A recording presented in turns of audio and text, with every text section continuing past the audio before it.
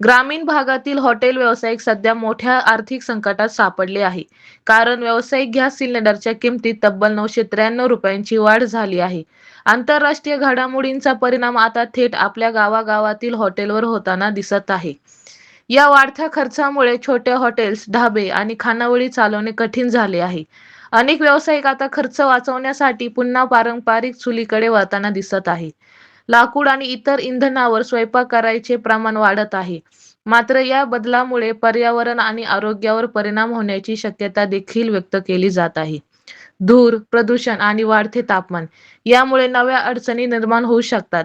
याचबरोबर वाढलेल्या गॅस दरांचा थेट परिणाम आता तुमच्या खिशावरही होणार आहे. कारण खाद्यपदार्थांचे दर वाढण्याची शक्यता नाकारता येत नाही. दरम्यान हॉटेल व्यावसायिकांकडून सरकारकडे तातडीने दिलासा देण्याची मागणी होत आहे. तर पुढील काही दिवसात तुमचे आवडते पदार्थ महाग होणार का? आणि चुलीचा धूर पुन्हा गावाकडे परतणार का? या सगळ्यांवर आमची नजर राहणार. पाहत रहा आंबेगाव वार्ता.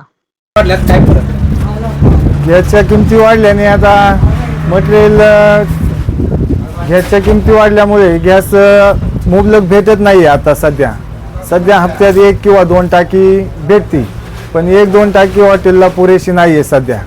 सध्या आज हॉटेल व्यवसाय म्हणजे पूर्ण गॅसवरच निर्बंधित आहे. त्याच्यामुळे गॅस एकदम जपून वापरावा लागतो आणि मग त्याच्यासाठी चुलीचा वगैरे वापर किंवा डिझेल भट्टीचा वापर करावा लागतो. त्याच्या गॅस पुरेसा नसल्यामुळे आणि सर्वच वस्तू महाग झालेल्या आहेत. गॅस उपलब्ध नसल्यामुळे सरपण महाग झालेले आहे. डिझेल शेगडी घ्यायची म्हणलं तरी 15-20 हजार रुपये द्यावा लागतात. त्याच्यामुळे आता थोडंसं गॅस थोडे मुबलक व्हायला हवेत आणि गॅस पण आता 1000 रुपयांनी वाढलेले आहे सध्या. तर गॅस वाढल्यामुळे हॉटेल व्यावसायिकांवर मोठा परिणाम होतो आहे.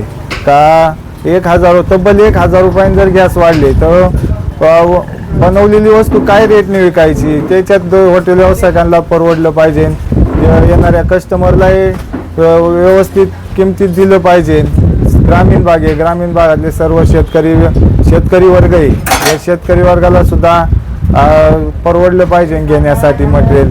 असं काहीतरी व्यवस्थित नियोजन सरकारने आखलं पाहिजे की बुवा गॅस व्यवस्थित पद्धतीने पुरवठा केला पाहिजे आणि गॅसच्या किमतीत थोडासा कमी किमतीत दिला पाहिजे.